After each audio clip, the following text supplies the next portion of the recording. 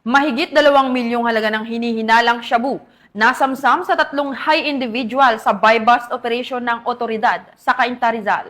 Ang balita ay hatid ni Patrolwoman Jessie Cris Obrero. 3 high-value individuals ang naaresto sa isang matagumpay na buy-bust operation ng Cainta Municipal Police Station sa Barangay San Isidro, Cainta, Rizal. Nakumpiska sa operasyon ang tinatayang 320 gramo ng hinihinalang shabu na nagkakahalaga ng humigit kumulang 2.1 million pesos. Kinilala ang mga sospek na sina alias Calef, 46 taong gulang operation manager ng isang security agency at residente ng Los Baños, Laguna. Alias Jam, 45 taong gulang, walang trabaho, taga Quezon City. At alias Nasser, 53 taong gulang, isang security guard mula sa Pandi, Bulacan.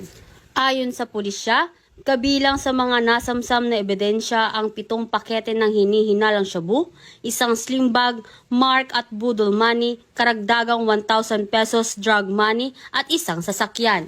Ang operasyon ay naisagawa sa pakikipagtulungan sa PDEA. Ang mga sospek ay isinasailalim sa drug test at kasalukuyang nasa kustodiya ng Cainta Custodial Facility. Sila ay sasampahan ng kasong paglabag sa Section 5 at 11 ng Republic Act 9165 o Comprehensive Dangerous Drug Act of 2002.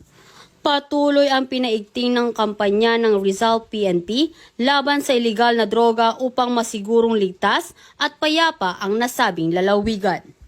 Mula dito sa Calabarzon, ako ang inyong Police News Network Correspondent, Patrolwoman Jessie Cris S. Obrero, alagad ng batas, tagataguyod ng Balitang Pulis.